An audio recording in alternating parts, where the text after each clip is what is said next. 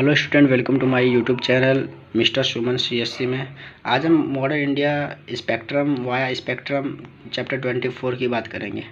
तो चैप्टर 24 में हम पढ़ते हैं कि 1945 में जो युद्ध हुआ वर्ल्ड वॉर सेकेंड के बाद इंडिया में क्या परिस्थिति था। वर्ल्ड वॉर सेकेंड होने के बाद वर्ल्ड वॉर सेकेंड एंड हुआ तो युद्धोपरांत राष्ट्रीय परिदृश्य क्या हुआ। देखो 1945 में क्या हुआ था, वर्ल्ड वॉर सेकेंड एंड हो गया था। ठीक है, 1945 में वर्ल्ड वॉर सेकेंड एंड होने के बाद, ख़त्म होने के बाद, इसी टाइम में वेवेल प्लान आया था, वेवेल योजना आया था, जो कि असफल हुआ था। वेवेल योजना, ठीक है, वेवेल योजना असफल हुआ था। अब हमें यहाँ 1945 से 1947 तक आज़ादी तक पहुँचना था।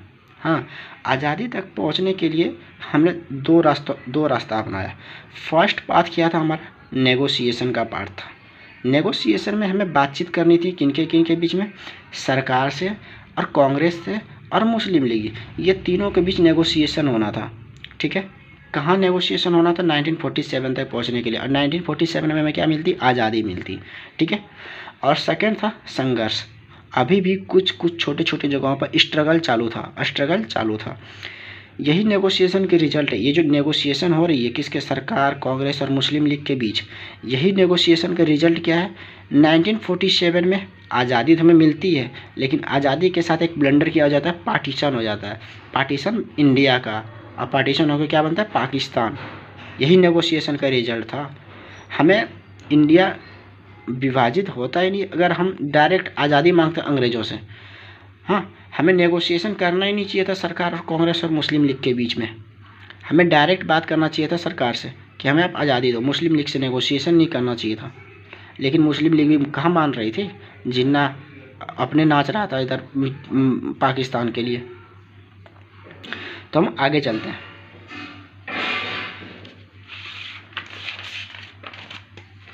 देखो स्टूडेंट, नेगोशिएशन में क्या था, सरकार, कांग्रेस और मुस्लिम लीग के बीच नेगोशिएशन होना। और नेगोशिएशन का रिजल्ट क्या हुआ था, फ्रीडम। हमें आज़ादी तो मिली, लेकिन पार्टीशन मिली, पार्टीशन पाकिस्तान के रूप में। और सेकंड जो था वो स्ट्रगल था।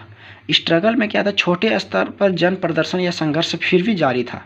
ठीक है, जैसे जन संघर्ष कौन कौन कर रहे थे, किसान, मजदूर, राज्य के लोगों के बीच, पंजाब, ट्रावनकोर, तेलंगाना, ये सब छोटे छोटे जगहों पर अभी भी क्या था, छोटे छोटे जगहों पर अभी भी संघर्ष जारी था। सरकार के दृष्टिकोण में परिवर्तन आता है। यहाँ पे परिवर्तन क्या आता है, 1945 का जब वॉर एंड होता है, और वॉर के समय कौन रहता है, 1945 में जो सेकेंड वर्ल्ड वॉर हो रहा था उसमें ब्रिटेन के पीएम कौन रहता है, विंस्टन चर्चिल। अब विंस्टन चर्चिल का जब शासन खत्म होता है, उनका कार्यकाल जब खत्म होता है, तब पाकिस्तान में चुनाव होता है। पाकिस्तान में चुनाव होने के बाद क्या था, भारत का नया सचिव बनता है पैथिक लॉरेंस। ठीक है, भारत का नया सचिव कौन बनता है, पैथिक लॉरेंस। देखो जून में, फिर टाइमलाइन पे चलते हैं। जून 1945 में क्या होता है, वेवेल प्लान आया था, जो कि अनसक्सेस रहा था। ठीक है, और जुलाई 1945 में ब्रिटेन में सरकार बदलती है। ठीक है, लेबर पार्टी की सरकार आती है। लेबर पार्टी की सरकार कौन बनता है, न्यू पीएम बनता है। कौन बनता है, क्लेमेंट इटली। ब्रिटेन के क्लेमेंट इटली न्यू पीएम बनते हैं। और ये क्लेमेंट इटली थोड़ा सा प्रो इंडियन भी थे। ठीक है, क्लेमेंट इटली इंडिया को भी सपोर्ट करते थे। अब आगे चलते हैं। और अगस्त 1945 में क्या हुआ था, आईएनए भी सरेंडर किया हुआ था। आईएनए वही आज़ाद हिंद फौज, इंडियन नेशनल आर्मी, सरेंडर किया हुआ था। इसका ओपन ट्रायल होना था कहाँ, लाल किला पे, रेड फोर्ट पे 3 वॉर ऑफ प्रिजनर जो कि युद्धबंदी थे, उसको लाल किला पे ओपन ट्रायल कराना था। और 1945 में इलेक्शन भी होनी थी, प्रोविंसेस और सेंटर इलेक्शन भी होने थे। प्रोविंशियल मतलब प्रांतीय इलेक्शंस, और केंद्र का इलेक्शन भी होना था। ठीक है, और सितंबर 1945 में संविधान सभा का गठन होना था, और जनवरी 1946 में कैबिनेट मिशन इंडिया आना था। ठीक है, ये सब अभी आगे टाइमलाइन पे चलेगा हमारा। अब सरकार के रूप में परिवर्तन निम्न कारणों से आया। ठीक है, सरकार के रूप में परिवर्तन क्या आया, पहला तो युद्ध की समाप्ति हुई थी, और युद्ध की समाप्ति में विश्व शक्ति का संतुलन में परिवर्तन आया था। अब जो ब्रिटेन उस टाइम सेकेंड वर्ल्ड वॉर के पहले महाशक्ति के रूप में था, अब वो नहीं रही थी। अब सेकेंड वर्ल्ड वॉर के बाद USA, United state of America and USSR वही रूस का जो पहला भाग था, यूएसएसआर, यूनियन सोवियत संघ रसिया, ब्रिटेन महाशक्ति के रूप में अभी नहीं बचा था। अब 2 महाशक्ति के रूप में कौन आ गया था? USA and USSR. ठीक है, आगे चलते हैं। ब्रिटेन की नई लेबर पार्टी, ब्रिटेन में देखो चुनाव हुआ था, हाँ, विंस्टन चर्चिल की सरकार जा चुकी थी, अब क्लेमेंट इटली की सरकार आ चुकी थी, लेबर पार्टी की सरकार, जो कि भारतीयों के प्रति ज़्यादा सहानुभूति रखती थी। और तीसरा, पूरे यूरोप में इस समय समाजवादी लोकतांत्रिक सरकारों के गठन के रूप में लहर चली थी। पूरे यूरोप में इस समय हमें समाजवादी और लोकतंत्र की स्थापना करना था। ब्रिटेन सैनिक हस्तोहारित हो चुका था, थक चुका था। ब्रिटेन की आर्थिक स्थिति भी कमज़ोर हो चुकी थी, जर्जर हो चुकी थी सेकेंड वर्ल्ड वॉर के दौरान। दक्षिण पूर्व एशिया में वियतनाम, इंडोनेशिया में भी साम्राज्यवाद के खिलाफ संघर्ष जारी था। ठीक है, अब आइए, अंग्रेज अधिकारियों को भय था। देखो, अंग्रेज अधिकारी को भय था। क्या भय था? कि कांग्रेस पुनः नया आंदोलन प्रारंभ करके 1942 के आंदोलन की पुनरावृत्ति न कर दे। मतलब अंग्रेज अधिकारियों को भय था कि कांग्रेस दोबारा भी आंदोलन प्रारंभ न कर दे। युद्ध के पश्चात चुनाव होना था। अब 1945 में जो युद्ध खत्म हुआ था उनके बाद चुनाव भी होना था। 1934 में केंद्र एवं 1935 में प्रांतों में चुनाव हुए थे, जो कि 1937 के चुनाव के बाद अभी दोबारा चुनाव भी नहीं हुआ था। और 1945 में चुनाव होना, इसके दोबारा चुनाव नहीं हुआ था। ठीक है, कांग्रेस का पुनः अभियान, चुनावी अभियान एवं आज़ाद हिंद फौज पर मुकदमा। 1945 से 1946 की सर्दियों में चुनाव कराए गए। ठीक है, चुनाव अभियान में राष्ट्रवादी भावनाओं पर बल दिया गया। राष्ट्र के लोगों को जगाया गया आज़ादी के लिए। चुनाव प्रचार में भी, चुनाव प्रचार के साथ साथ ही सरकार आज़ाद हिंद फौज पर मुकदमा चलाने का निर्णय लिया गया। सरकार आईएनए पर मुकदमा चलाने का निर्णय लिया गया। मुकदमा नवंबर में लाल किले में एक हिंदू, तीन लोगों पे मुकदमा चला था। पहला था हिंदू में प्रेम कुमार सिंघाल, एक मुस्लिम था जो कि शाहनवाज खान थे मुस्लिम की ओर से, और एक सिख था गुरबख्श सिंह ढिल्लो को एक कटघरे में खड़ा करके मुकदमा चलाया गया। बचाव पक्ष में, इस मुकदमे के बचाव पक्ष में भूलाभाई देसाई, तेज बहादुर सफरू के साथ जवाहरलाल नेहरू थे वकील के तौर पे बचाव के पक्ष में। अब देखिए आगे टाइमलाइन पे चलते हैं, थोड़ी सी टाइमलाइन पे चलते हैं। 1945 में क्या हुआ था? आईएनए को समर्थन करेंगे कौन? ये बचाव पक्ष में जो आए थे। ठीक है, आईएनए को समर्थन करना था, इंडियन नेशनल आर्मी को समर्थन करना था, जो कि इन पर मुकदमा चलाया जा रहा था। कहाँ? रेड फोर्ट पे। ठीक है, 12 नवंबर 1945 को आज़ाद हिंद फौज दिवस मनाया गया। इसको आज़ाद हिंद फौज के वॉर ऑफ प्रिजनर, मतलब युद्ध बंदियों पर जो मुकदमा चलाया जा रहा था उसको उत्साहित करने के लिए उसके कॉन्टेस्ट में आज़ाद हिंद फौज दिवस मनाया गया। 21 नवंबर 1945 को ओपन ट्रायल करना था। देखो यही ओपन ट्रायल आगे जाके एक रिवोल्ट के रूप में आ जाएगा। अभी ओपन ट्रायल नहीं करना था इनको। ठीक है, 11 फरवरी 1946 को क्या होता है? आईएनए ऑफिसर रिजाइड होते हैं, और 18 फरवरी 1946 को रॉयल इंडियन नेवी ने भी स्ट्राइक कर देता है, हड़ताल कर देता है। अब आगे चलते हैं। सितंबर 1945 में कांग्रेस का अब अधिवेशन भी होना था, कांग्रेस सेशन होना था। कहाँ होना था? बॉम्बे में क्या हुआ? कांग्रेस का सेशन हुआ। ठीक है, आईएनए इंडियन नेशनल आर्मी पर जो मुकदमा चलाया गया था, तो उसके पक्ष में यही इसी अधिवेशन में, बॉम्बे सेशन में क्या है? राहत एवं जांच समिति का गठन किया गया था, जिसमें कि आईएनए के जितना भी वॉर ऑफ प्रिजनर थे, हाँ, आईएनए के जो भी वॉर ऑफ प्रिजनर थे उसको धान एवं खाद्यान्न की व्यवस्था कराई जा सके। उसको खाने पीने की, मतलब सीधी सी बात समझ लो, उसको खाने पीने की व्यवस्था कराई जा सके।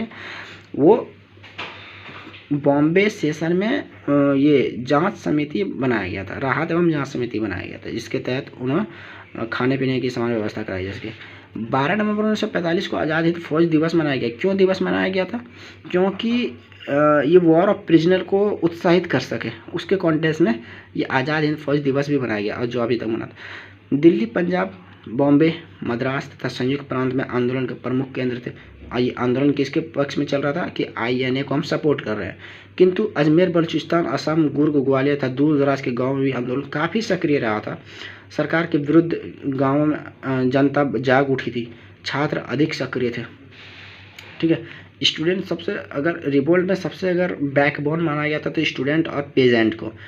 ठीक है, राजनीतिक दल, ये सभी आज़ाद हिंद फौज के युद्ध बंदियों को, ये सब जितना भी रिवॉल्ट हो रहा था सब जगह जगह पे, स्टूडेंट, पेजेंट, ये सब जो रिवॉल्ट कर रहे थे, तो ये सब क्यों रिवॉल्ट कर रहे थे? वॉर ऑफ प्रिजनर जो थे, ये war of prisoner, WOP, war of prisoner मतलब युद्ध बंदी को रिहा करने के लिए, युद्ध बंदियों को रिहा करने के लिए ये सब रिवॉल्ट किए जा रहे थे। राजनीतिक दल भी सामने आती उभर के, किसको? INA को सपोर्ट करने के लिए। जैसे जिसमें से main leader, political leader, Congress, Muslim League, communist party, RSS, Hindu Mahasabha, Sikh League प्रमुख थी। ब्रिटिश सरकार ने भारत ब्रिटेन के संबंध बनाने के लिए INA को रिलीज कर दिया। अब ब्रिटेन सोचता है कि अब तो भारत को आज़ादी मिलनी ही मिलनी है। हाँ, भारत को आज़ादी अब मिलना है। अब भविष्य के लिए अब ये ब्रिटेन और इंडिया, भविष्य के लिए ब्रिटेन और इंडिया का संबंध बना रहे तो उसके लिए हमें INA को रिलीज करना होगा, और इसी कारण INA को रिलीज भी किया गया। इससे अब INA को जो रिहाई मिली, इससे क्या हुआ? जनता में मनोबल बढ़ गया। अब जनता में मनोबल बढ़ गया कि वॉर ऑफ प्रिजनर जो कि इतना तहलका मचा दिया था वर्ल्ड वॉर में ब्रिटेन के खिलाफ, सुभाष चंद्र बोस की INA, अब उसको रिलीज़ मिल गई ब्रिटेन सरकार की ओर से, तो जनता में स्वाभाविक सी बात है मनोबल बढ़ेगा ही। तथा दिन व दिन भारतीय आंदोलन आज़ादी के रंग में रंगने लगा था। अब यहाँ से जनता की मनोबल बढ़ गया और जनता कुछ नहीं चाह रही थी, जनता बस आज़ादी चाह रही थी। अब उसके लिए जो भी करना पड़े, आज़ादी चाहिए बस, ठीक है। 1945 टू 1966 में एक इवेंट होता है, 3 बड़ी घटनाएं होती है इस सर्दियों में, 3 बड़ी घटनाएं होती है। तो फर्स्ट क्या है? 21 नवंबर 1945 को कलकत्ता में घटना होता है। क्या होता है? आज़ाद हिंद फौज पर जो मुकदमा चलाया गया था उसको लेकर, ठीक है। 11 फरवरी 1946 में कलकत्ता में ये भी क्यों हुआ था? INA के अधिकारी राशिद अली को 7 वर्ष की कारावास सुना दिया गया था। हाँ, 18 फरवरी 1946 को बॉम्बे में होता है। बॉम्बे में तो रॉयल इंडियन नेवी ने नाविकों में हड़ताल कर दी। अब ये हड़ताल क्यों किया था? क्योंकि यहाँ इनके साथ अनजस्टिस हो रहा था, इसके साथ भेदभाव किया जा रहा था। ब्रिटिश नेवी और रॉयल इंडियन नेवी के साथ भेदभाव किया जा रहा था, इसीलिए रॉयल इंडियन नेवी ने भी हड़ताल किया था। अब आगे ये बात आगे पता चलेगी भी क्यों हड़ताल किया था। त्रिस्तरीय पैटर्न देखते जरा सा। ये पैटर्न 3 चरण में चलाया गया था। फर्स्ट चरण था जब छात्रों ने अधिकारियों की बात मानने से इनकार कर दिया था। अधिकारियों की बात मानने से छात्र भी टोटल अब रिवोल्ट पे ही उतर चुके थे। अब कोई नेगोशिएशन की बात करना ही नहीं चाहता था, मतलब छात्र भी अब कोई नेगोशिएशन नहीं करना चाहता था। इस दिन 21 नवंबर 1945 को फॉरवर्ड ब्लॉक के छात्र कलकत्ता में सरकारी सत्ता के केंद्र डलहौजी स्क्वायर की ओर बढ़ा। अब बढ़ा तो पुलिस, स्वाभाविक से बात है, रोकना है पुलिस को। पुलिस ने लाठीचार्ज किया जिससे 2 छात्रों की मृत्यु हो गई और इससे छात्र और भड़क उठे। अब 11 फरवरी 1946 में क्या हुआ? INA के अधिकारी अब्दुल राशिद को सज़ा 7 वर्ष की सुनाई गई थी, जिससे कलकत्ता में फिर मुस्लिम छात्रों ने जुलूस निकाला था। अब पुलिस ने उस एरिया में धारा 144 लागू करके लाठीचार्ज किया था, जिसमें कई लोगों को बंदी भी बना लिया था। अब 18 फरवरी 1946 में क्या था? रॉयल इंडियन नेवी, वही जो ऊपर बताए थे, रॉयल इंडियन नेवी ने हड़ताल कर दी। हड़ताल क्यों करी? नस्ली भेदभाव के कारण, अखाद्यान्न भोजन के कारण। क्योंकि ब्रिटिश सोल्जर को अच्छे भोजन दिए जाते थे, गुड क्वालिटी के फूड दिए जाते थे खाने के लिए, पर ये इंडियन नेवी जो थे, इंडियन नेवी फोर्सेस, इनको भोजन में अनजस्टिफाई किया जाता था, इसमें भेदभाव किया जाता था, डाइवर्सिटी दिखाई जाती थी। और एक बड़ी घटना है तो BC दत्त एक नाविक थे जिसने HMIS तलवार, जो कि एक जहाज़ थी उस टाइम की, ये पानी वाली जहाज़ें हुआ करती थी, HMIS तलवार, इसके दीवारों पे क्या था? भारत छोड़ो आंदोलन लिख दिया था देश आज़ाद कराने के चक्कर में, तो इसे गिरफ्तार कर लिया गया था। इससे रॉयल इंडियन नेवी और भड़क उठी थी। INA पे जो मुकदमा चलाया गया था उसको लेकर उसको रॉयल इंडियन नेवी भी सपोर्ट कर रहे थे। इंडोनेशिया में क्या था? भारतीय ट्रूप्स को भेजा गया था। अब स्वाभाविक सी बात है कि हमारे देश की तरह हमारे देश में रक्षा करे, ये भारतीय ट्रूप्स को जो ब्रिटिश सैनिक भेज रहे थे उसको प्रयोग ना करना, इसके खिलाफ में रॉयल इंडियन नेवी ने भी हड़ताल किया था, ठीक है। दूसरा चरण देखते हैं। जब शहरवासियों ने आंदोलनकारियों का समर्थन किया, ये रॉयल इंडियन नेवी, ऊपर में कलकत्ता में छात्र, मुस्लिम छात्र जो भी आंदोलन कर रहे थे, उसको शहरवासियों ने भी सपोर्ट किया। शहर अब भी अब अर्बन अर्बन भी अब जाग उठे थे पूरी तरीके से।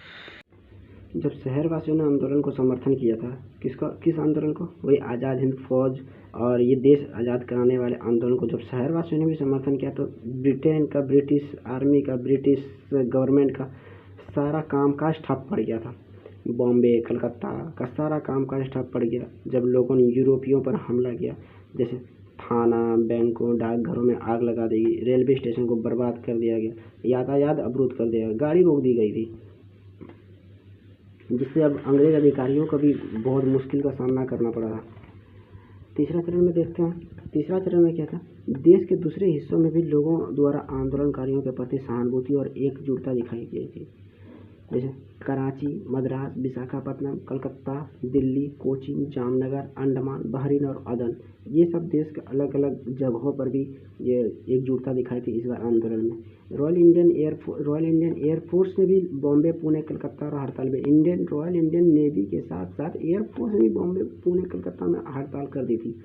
अब ये हड़ताल इतनी कर दी थी कि ये पॉलिटिकल लीडर से सपोर्ट मांगने लगे थे। Royal Indian navy, royal Indian air force, ये पॉलिटिकल लीडर से सपोर्ट मांगने थे। लेकिन पटेल और जिन्ना ने नागरिकों से आग्रह किया कि सभी राष्ट्रीय दल आंदोलनकारियों को आत्मसमर्पण करना चाहिए, ब्रिटिश आर्मी के सामने आत्मसमर्पण करना चाहिए। अब पटेल और जिन्ना ये तो इन्हीं का काम कर रहे थे हड़ताल करके, लेकिन यहाँ क्यों आत्मसमर्पण करवाया? आत्मसमर्पण इसलिए करवाया क्योंकि ये बहुत क्रूशियल टाइम था। हमारे पॉलिटिकल लीडर नहीं चाहते थे कि अभी कोई बड़ा रिवोल्ट हो, क्योंकि ब्रिटेन अभी वर्ल्ड वॉर 2 से उभरा है और उसे बहुत सी क्षति हुई है। अभी इस वर्ल्ड वॉर 2 के उभरने के बाद अभी नहीं चाहते थे कि कोई बड़ा रिवोल्ट हो, क्योंकि अभी हमें 1947 में आज़ादी भी मिलनी थी। हाँ, इसलिए पटेल और जिन्ना ने इन सभी राष्ट्रवादियों को आत्मसमर्पण कराया। तीनों घटनाओं का मूल्यांकन देखते हैं थोड़ा। जनता काफ़ी भय से बेखौफ हो चुकी थी। अब जनता को डर नहीं था कि हमें ब्रिटिश सरकार जेल में डाल देंगे, गोली मार देंगे, क्या कर देंगे हमें नहीं पता था। जनता को पूरी तरह से बेखौफ हो चुकी थी, वो बस आज़ादी की तरफ बढ़ रही थी। सशस्त्र सेना ने विद्रोह से जनता बिल्कुल निर्भीक हो गई थी। रॉयल इंडियन नेवी के विद्रोह में भारतीयों ने ब्रिटिश हुकूमत की पूर्ण समाप्ति के रूप में समझाया। 5 दिसंबर 1946 को सरकार ने घोषणा की कि आईएनए के उसी सैनिक पर मुकदमा चलाया जाएगा जिन्होंने जघन्य अपराध किया है। अब ब्रूटल अपराध की, जैसे मर्डर कर दिया, तो उसी सैनिक पर मुकदमा चलाएगा। आईएनए के सब सैनिकों पर मुकदमा नहीं चलाया जाएगा। जनवरी 1947 को पहले बैच की कैदी की सज़ा माफ़ कर दी गई थी, जो कि एक बड़ी सफलता थी हमारे लिए। फरवरी 1947 तक आज़ाद हिंद, चीन तथा इंडोनेशिया तक भारतीय सैनिकों को वापस बुला दिया। जो हमारे इंडियन सोल्जर बाहर, हमारे कंट्री से बाहर अपनी सेवा कर रहे थे, उनको सबसे पहले देश बुलाया गया, जो ये भी हमारे लिए बहुत बड़ी उपलब्धि थी। जनवरी 1946 में भारत ने कैबिनेट मिशन भेजने का निर्णय लिया था। भारत में जनवरी 1946 में अब यहाँ एक बड़ा इवेंट होने वाला है कैबिनेट मिशन के रूप में। अब ये भारत में कैबिनेट मिशन भेजने का निर्णय लिया गया था। अब फिर से टाइम लाइन पर आते हैं। देखो, जो 1945 में इलेक्शन हुआ था हमारा, उस इलेक्शन का रिजल्ट भी आ चुका था फरवरी 1946 में। अब इलेक्शन का रिजल्ट आगे देखेंगे थोड़ी।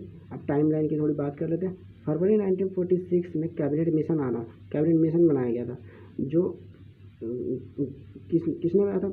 एटली गवर्नमेंट ने, जो कि फ़िलहाल ब्रिटेन में सत्ता वाली सरकार थी, जो कि लेबर पार्टी से बनी थी। क्लेमेंट एटली की गवर्नमेंट, उसने कैबिनेट मिशन भेजा। कहाँ भेजा? भारत भेजा, दिल्ली भेजा। दिल्ली का पहुंचा मिशन 24 मार्च 1946 को दिल्ली मिशन पहुंचा। अब ये कैबिनेट मिशन की बात आगे करेंगे, पहले ये इलेक्शन का रिजल्ट देख लेते हैं। इलेक्शन रिजल्ट 1946 का, इलेक्शन में कांग्रेस का प्रदर्शन काफ़ी अच्छा रहता है। इस बार 91% नॉन मुस्लिम वोट पड़ते हैं कांग्रेस को। केंद्रीय व्यवस्थापिका में, सेंट्रल असेंबली में कांग्रेस 102 में से 57 सीटों पर अपनी पकड़ बनाते हैं, जीत हासिल करते हैं कांग्रेस। केंद्रीय व्यवस्थापिका में, सेंट्रल में। प्रांतीय चुनावों में इसने बंगाल, पंजाब, सिंध को छोड़कर सभी जगहों पर बहुमत प्राप्त किया कांग्रेस ने। उत्तरी पश्चिमी सीमांत प्रांत, मतलब north west frontier province, NWFP में असम जहां मुस्लिम लीग दावा कर रही थी ये पाकिस्तान के हिस्से हैं, वहाँ भी कांग्रेस जीतती है। मुस्लिम लीग दावा क्या कर रही थी कि उत्तर पश्चिमी सीमांत ये पाकिस्तान का हिस्सा है, लेकिन कांग्रेस ने क्या किया, यहाँ भी अपना इलेक्शन जीता। अब मुस्लिम लीग का प्रदर्शन देखते हैं इस इलेक्शन में, मुस्लिम लीग भी 86% मुस्लिम वोट मिले थे मुस्लिम लीग को। सेंट्रल असेंबली में केंद्रीय व्यवस्थापिका में मुस्लिम लीग को 30% रिजर्व सीट पर कब्जा किया था। प्रोविंशियल इलेक्शन में मुस्लिम लीग ने बंगाल सिंध में बहुमत प्राप्त किया था, जो कि बंगाल सिंध में कांग्रेस ने बहुमत प्राप्त नहीं कर पाया था। 1937 चुनावों के बाद इस बार मुस्लिम लीग मुसलमानों की मुख्य चुनावी पार्टी बन चुकी थी, मुख्य पार्टी बन चुकी थी। 1937 में जो चुनाव हुआ था उसमें से कांग्रेस ही सब कुछ में था, मुस्लिम लीग अभी 0% में कुछ नहीं था मुस्लिम लीग का। लेकिन 1945 का चुनाव मुस्लिम लीग एक बड़ी पार्टी के रूप में उभर के सामने आया। अब पंजाब में भी देखते थोड़ा, पंजाब में यूनियनवादी की कांग्रेस ने सरकार अकाली गठबंधन बना के खिजर खां हयात के नेतृत्व में सरकार बनी। पंजाब में थोड़ा मोटा सरकार था। चुनाव के महत्वपूर्ण बिंदु क्या थे, चुनाव जो हुआ था उसका महत्वपूर्ण बिंदु क्या था, चुनाव जो हुआ था पृथक निर्वाचन पद्धति से हुआ था, सेपरेट इलेक्टोरेट सिस्टम से हुआ था, ठीक है।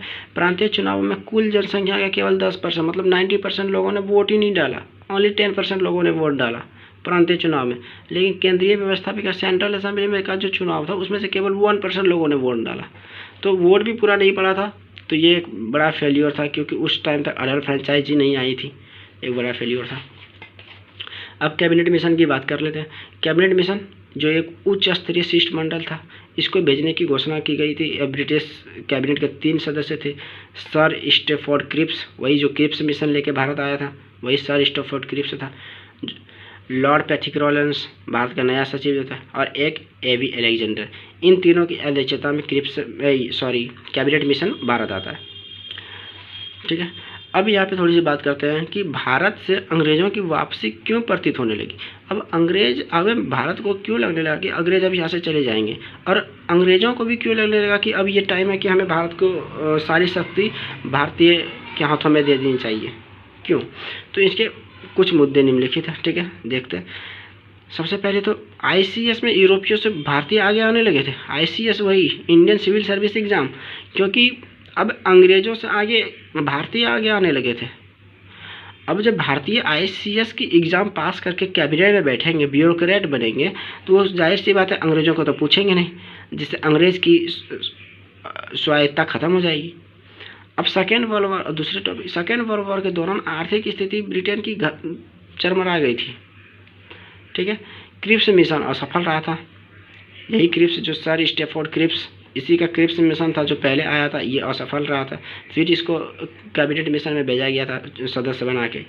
चुनाव में कांग्रेस ने अच्छा प्रदर्शन किया, पूर्ण बहुमत की सरकार बनाई, ठीक है। अब जो किसी की पूर्ण बहुमत की सरकार बनती है तो उसको विपक्ष वाले को पूछता नहीं है, ठीक है। तो ये फेल्योर था ब्रिटेन को वापस जाने के लिए।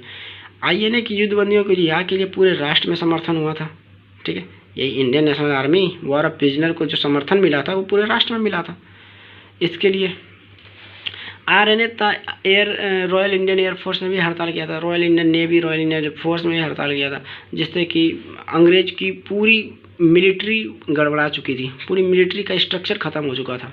अब क्या था ब्रिटेन के लिए, भविष्य के लिए ब्रिटेन को लगा कि इंडो ब्रिटेन का संबंध बना रहना चाहिए, तो यही टाइम है जो पूरी power of transfer Indian ministers के हाथों में डालनी चाहिए, दे देनी चाहिए, और हमें यहाँ से निकल जाना चाहिए वापस इंग्लैंड। तो ये सब मेन इशूज़ था जो कि अंग्रेज वापसी जाना चाहता था, प्रतीत होने लगा था। कैबिनेट मिशन योजना की पूर्व संध्या देखो, कैबिनेट मिशन जो आने वाला था उसमें शर्त क्या रखी गई थी। कांग्रेस ने मांगा था, देखो कांग्रेस ने क्या मांगा था कि सत्ता हस्तांतरित किसी एक केंद्र के बीच की जाए, किसी एक केंद्र को की जाए, ठीक है। ये जो ट्रांसफ़र ऑफ पावर है, कि अब अंग्रेज यहाँ से जो वापस ब्रिटेन चले जाएंगे तो सत्ता जो हमें भारत को मिलनी चाहिए पावर, वो किसी एक के हाथों में मिलनी चाहिए, ना कि पर्टिकुलर के हाथों में। अब इसके सही से बात समझने की बात है, ये इंडिया हो गया, ये इंडिया, ठीक है। इंडिया में उस टाइम कुछ जगहों पे जो कि ब्रिटेन डायरेक्टली रूल कर रहा था, डायरेक्ट रूल कर रहा था प्रोविंसेस पे, ब्रिटिश प्रोविंसेस पे। लेकिन उस टाइम कुछ कुछ जगहों पे जैसे प्रिंसली स्टेट भी हुआ करती, छोटे छोटे राजा महाराजा ये हुआ करते प्रिंसली स्टेट, ठीक। तो इनका कहने का, कांग्रेस का मांग था कि जो अब जाओगे यहाँ से ब्रिटेन जाएंगे, अंग्रेज छोड़ के इंडिया को पावर ऑफ ट्रांसफ़र दे के, ये ब्रिटेन है, ब्रिटेन जो जाएंगे यहाँ से तो ये इंडिया को पूरे यूनाइट करके जाना चाहिए। ये जो पावर है ये पूरे इंडिया को एक हाथों में देनी चाहिए, ना कि किसी प्रिंसली स्टेट को, कोई प्रोविंसेस को, ये नहीं देनी चाहिए। एक पूरा यूनियन बनाना चाहिए, यूनाइटेड इंडिया बनाना चाहिए। तो ये मांग था किसका? कांग्रेस का, ठीक है। अल्पसंख्यक की, और अल्पसंख्यक के बारे में बोला, अल्पसंख्यक दैट इज मुस्लिम। उस टाइम अल्पसंख्यक कौन हुआ करते थे? मुस्लिम एम। तो अल्पसंख्यक के सापेक्ष में कांग्रेस ने अल्पसंख्यक को भी ध्यान में रखा। अल्पसंख्यक के बारे में कहा कि एक ऐसा फ्रेमवर्क तैयार करो जिसके जरिए अल्पसंख्यक को केंद्र में विलय किया जा सके। दैट मीन जैसे मुस्लिम लीग, मोहम्मद अली जिन्ना की पार्टी मुस्लिम लीग का क्या मांग था कि हमें पाकिस्तान अलग चाहिए, ठीक है। ये पाकिस्तान था, वेस्ट पाकिस्तान, और यहाँ ईस्ट पाकिस्तान, ठीक है। यहाँ बांग्लादेश जो अभी के टाइम में, यहाँ ईस्ट पाकिस्तान था, यहाँ वेस्ट पाकिस्तान था। तो कांग्रेस का कहना था कि जो ये अल्पसंख्यक है उसको भी, जो पाकिस्तान कर रहे हैं उसको भी इंडिया में ही विलय कराया जाना चाहिए। अब विलय कराए जाने के बाद अगर किसी जगह पे उन्हें ऑटोनॉमी दी जाए, अगर ऐसा लगता है कि इन्हें एक थोड़ी अलग पावर दी जाए, लेकिन ये इंडिया के अंदर ही रह के काम करेगी, ये अलग स्टेट नहीं होगा, पाकिस्तान नहीं बनेगा, ये इंडिया के अंदर ही रह के काम करेगी। अगर इनको कुछ ऐसा रिजर्व सीट चाहिए, कुछ ऐसा ऑटोनॉमी चाहिए तो हम इनको देंगे, ठीक है। लेकिन ये रहे कहाँ? इंडिया में, ये इंडिया के साथ यूनाइटेड रहे, ठीक है। लेकिन ये सब तब संभव होगी जब ब्रिटिश यहाँ पूरी तरह से चले जाएंगे। मतलब ये सब पाकिस्तान को अगर कुछ ऑटोनॉमी चाहिए, ठीक है, ये इंडिया में रहे और इनको रिजर्व सीट चाहिए, ऑटोनॉमी चाहिए, ये सब तब संभव होगी जब ब्रिटेन पूरी तरीके ये अंग्रेज पूरी तरीके से ब्रिटिश चले जाएंगे भारत छोड़ के, तब ये संभव होगी, ठीक है। अब इससे जाहिर सी बात थी क्या कि मोहम्मद अली जिन्ना का पाकिस्तान मांग टूट गया था। हाँ, ये कांग्रेस ने ऐसी बात कहने के बाद मोहम्मद अली जिन्ना का पाकिस्तान वाली बात ही ख़त्म हो गई थी। अब यहाँ पे क्लेमेंट इटली का भी एक स्टेटमेंट आता है। क्या आता है? 15 मार्च 1946 को क्लेमेंट इटली ने कहा कि अल्पसंख्यकों की मांगें विचारणीय है, ठीक है। अल्पसंख्यक की बातें हमारे ध्यान में है, परंतु उन्हें बहुसंख्यकों के हितों में उपेक्षा करके पूरा नहीं किया जा सकता है कि बहुसंख्यकों को आप पूरी तरह से साइड लाइन कर दो और हमें पूरी तरीके से दैट इज रिजर्व पावर दे दो, ये मान्य नहीं है। तो ये किसने कहा था? क्लेमेंट इटली का स्टेटमेंट था। यह घोषणा शिमला सम्मेलन से बिल्कुल अलग थी।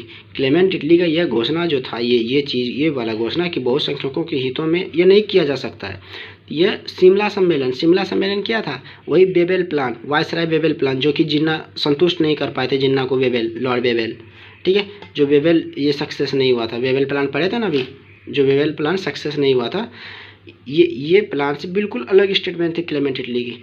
अब यहाँ पे क्या होता है कि देखो, जिन्ना का पाकिस्तान डिमांड ख़त्म हो जाता है। पाकिस्तान, जिन्ना को दिखने लगता है कि अब पाकिस्तान नहीं है, पाकिस्तान खतरे में, पाकिस्तान नहीं बनेगा, क्योंकि क्लेमेंट इटली का स्टेटमेंट आ जाता है, जो कि ब्रिटेन के पीएम थे, न्यू पीएम थे। अब देखिए, कैबिनेट मिशन को आदेश था कि यूनाइटेड इंडिया रहे। अब कैबिनेट मिशन को भी पूरा आदेश देके भेजा गया था क्लेमेंट इटली के द्वारा कि इंडिया यूनाइटेड रहे, कभी भी किसी तरह का विभाजन ना हो, विभाजन की बात ही ना हो। ये स्टेटमेंट खुद क्लेमेंट इटली ने कह के कैबिनेट मिशन को भेजा था कि ऐसी ट्रांसफ़र ऑफ पावर करना इंडिया में कि इंडिया यूनाइटेड ही रहे, वो डिवाइड ना हो, ठीक है। 2 नेशन थ्योरी पे काम ना करे इंडिया, डिवाइड हो ही ना। ये कैबिनेट मिशन को समझा के भेजा गया था, ये क्लेमेंट इटली भी चाहते थे, ठीक है। कैबिनेट मिशन का प्रस्ताव 24 मार्च 1946 में कैबिनेट मिशन दिल्ली पहुंचता है, ठीक है। तो कैबिनेट मिशन ने फटाफट अपना कार्य करना स्टार्ट करता है। तो सबसे पहले एक एंटरिम गवर्नमेंट बनाती है। एंटरिम गवर्नमेंट का मतलब, अंतरिम गवर्नमेंट का मतलब, अंतरिम सरकार का मतलब क्या है कि इंडिया इंडिया जो है इंडिया जो है उसको पावर मिलेगी, ट्रांसफ़र ऑफ पावर मिलेगी, लेकिन फ़िलहाल के लिए वो अंतरिम सरकार के रूप में काम करेगी। लेकिन अंतरिम सरकार मतलब कि उस पर ब्रिटेन का अभी भी थोड़ी रूल है, अभी भी रूल रहेगी, वो ब्रिटेन के द्वारा ही हैंडल होगा। ठीक है, अंतरिम सरकार का ये मतलब था। भारत दूसरा था कि भारत को स्वतंत्रता देने वाले नए संविधान का निर्माण हेतु सिद्धांत एवं प्रतिक्रिया दी गई कि भारत को स्वतंत्रता जब देंगे तो नया संविधान भी बनाया जाएगा। ये दो बातें थी। जब कांग्रेस व मुस्लिम लीग, अब ये दोनों बातें के लेकर, जब कांग्रेस व मुस्लिम लीग के बीच एकता तथा विभाजन को लेकर कोई सहमति नहीं हुई। यहाँ पे देखो ये कैबिनेट मिशन से भारत आया था, ये कांग्रेस और मुस्लिम लीग के बीच एकता हुआ ही नहीं। ये मुस्लिम लीग खुला कह रही थी हमें पाकिस्तान चाहिए, कांग्रेस कहने नहीं पाकिस्तान नहीं बनेगा। ठीक है, ये दोनों के बीच में विभाजन को लेकर कोई सहमति ही नहीं बनी।